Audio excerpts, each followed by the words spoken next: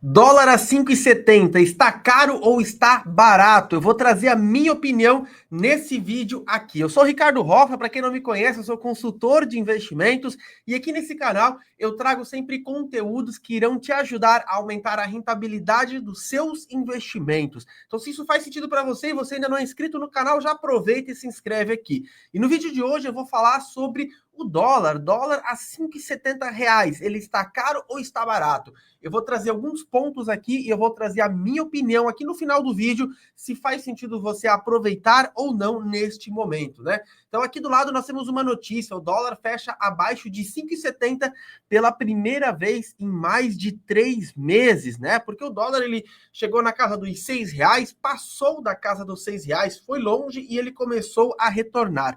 Então, primeiro ponto aqui, eu quero reforçar 4 fatos que você precisa saber em relação ao preço do dólar. E o primeiro fato é esse daqui, ó.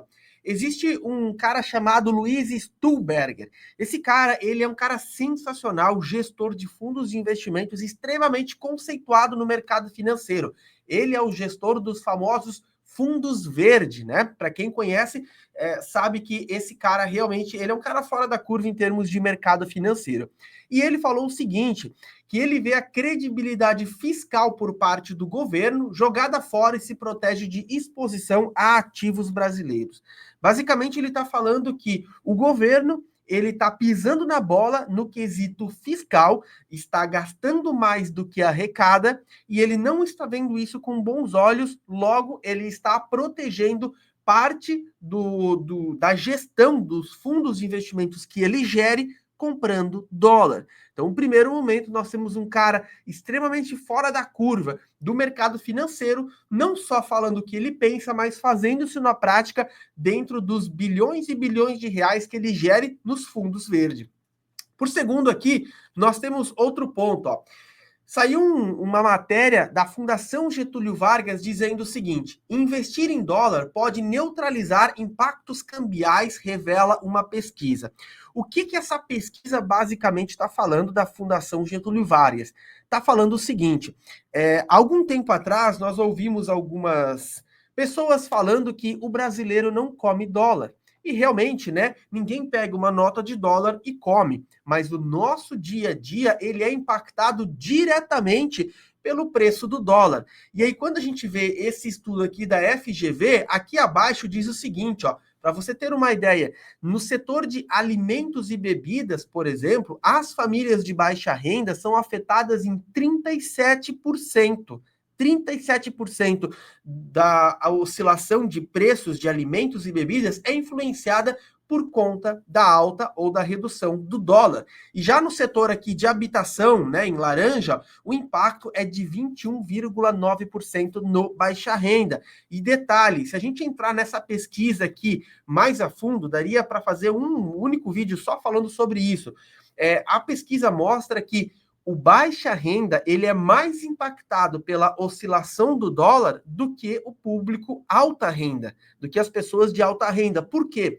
Porque a oscilação do dólar ela impacta diretamente em itens como o mercado, alimentação, bebidas, a gasolina, eletrônicos, né? Ah, mas eu não ando de carro.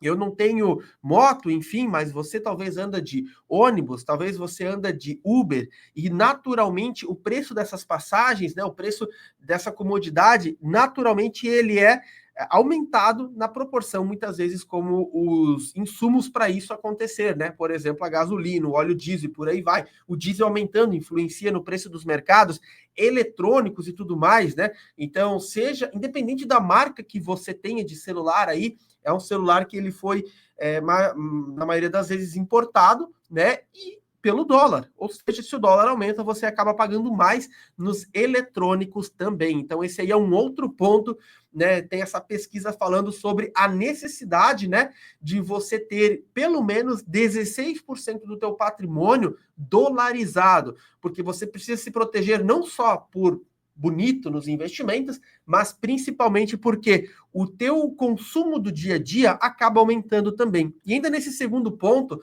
quando nós falamos, né, sobre dolarização do patrimônio, qual que é a proporção ideal? Aqui eu preciso deixar frisado um ponto importante. Não existe um percentual ideal para todo mundo.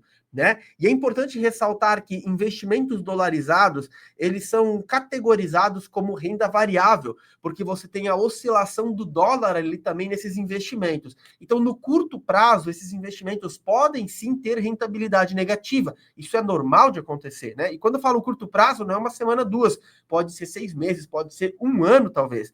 Então, quando nós falamos de investimentos dolarizados, eu costumo dizer o seguinte, tá? É interessante que você tenha algo por volta de 50% da sua carteira de renda variável. Então, vamos supor que você tem uma carteira de investimentos e essa carteira você já tem uma parte em renda variável. Metade dessa parte você pode dolarizar, você teria um equilíbrio bacana. Agora, imagina que você não tem absolutamente nada em renda variável. Então, você tem um mar a ser explorado. Você tem algo que você precisa estudar mais para entender, para você não achar que só vai ter rentabilidade boa e não é assim que funciona. Tem que saber o que você está fazendo. Mas uma sugestão para você partir como ponto de início, né? Ter 50% da sua renda variável é bem interessante. Falando do terceiro ponto, aqui nós temos um outro ponto, ó, inflação no longo prazo. Quando nós falamos de você ter eventual dólar na sua carteira, dolarizar parte do seu patrimônio, muito está relacionado sobre a inflação também. Eu acabei de mostrar que o preço dos alimentos, das bebidas, da gasolina, dos eletrônicos é diretamente influenciado pela alta do dólar também. Então, a inflação, que é o aumento generalizado dos preços, ela é impactada pelo dólar também. Para você ter uma ideia, tem um estudo aqui que eu quero compartilhar com vocês.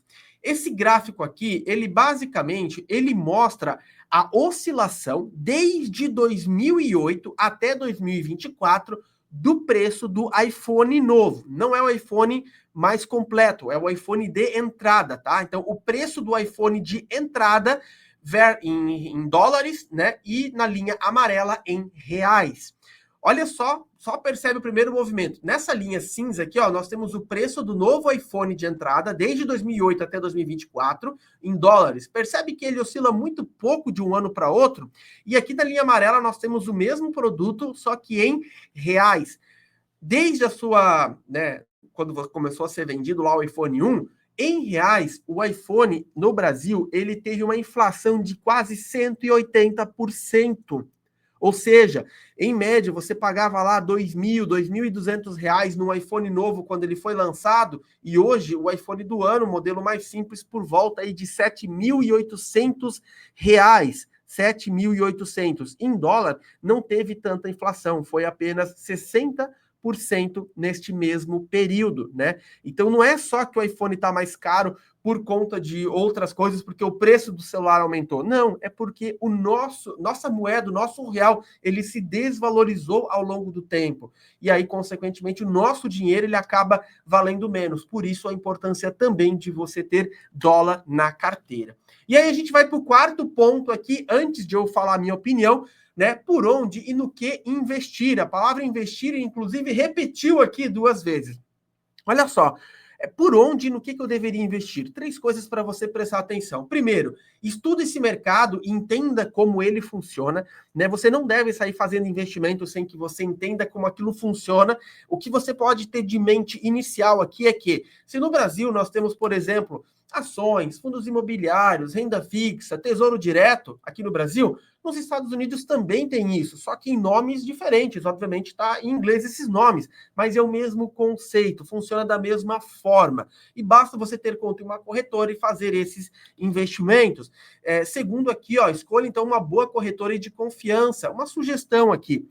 A maioria das corretoras aqui no Brasil, as principais que você já usa para investir, elas também oferecem a conta internacional. Logo, você pode ter os investimentos dolarizados ali usando a sua própria corretora. Então, pega a corretora que você já tem conta, ativa a conta internacional. Aí você mantém todo o seu patrimônio dentro de uma única instituição. Isso acaba trazendo mais segurança para você e mais controle, porque lembre-se, não é a corretora que traz a segurança para os seus investimentos, é o produto que você está comprando. Logo, se você compra produtos diferentes dentro da mesma corretora, você está diversificando o risco e logo você está em mais segurança, tá?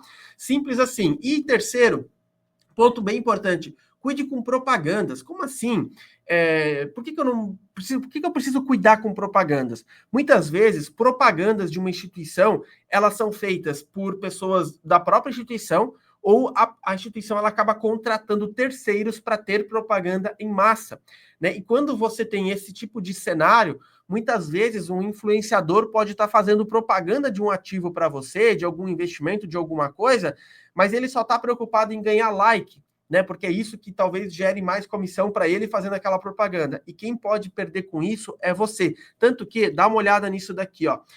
Os Estados Unidos multam a Avenue por propaganda enganosa a brasileiros. A Avenue é uma corretora brasileira que funciona no mercado americano para você fazer investimentos no exterior. Ela é muito boa. Só que o que acontece? Por um período ali, ela contratou, olha o que diz a notícia aqui, ó, né? Segundo a FINRA é uma autoridade reguladora da indústria financeira lá dos Estados Unidos. Segundo essa autoridade, influenciadores contratados pela corretora teriam promovido investimentos que garantem renda e são livres de taxas. E aí, muitas vezes, a pessoa que é desavisada, que não tem conhecimento, vai lá, faz determinadas compras de investimentos, produtos e acaba perdendo dinheiro de bobeira. Então, toma cuidado em relação a isso para você não acabar caindo, às vezes, numa armadilha. E para a gente fechar aqui com chave de ouro, a minha opinião. E não esqueça, se você não é inscrito no canal, já aproveita, se inscreve no canal e deixa seu like. Vamos lá, olha só, qual que é a minha opinião? Minha opinião é o seguinte em relação a você deveria comprar dólar ou não. Selic, que é a nossa taxa de juros aqui no Brasil, ela deve subir mais ainda, certo? Depois nós temos um outro negócio. Populismo, ele deve aumentar. Inclusive, Lula acabou de assinar 2 dias atrás, ó, projeto para distribuir gás de cozinha gratuito a 22 milhões de habitantes. Qual que é o grande problema disso?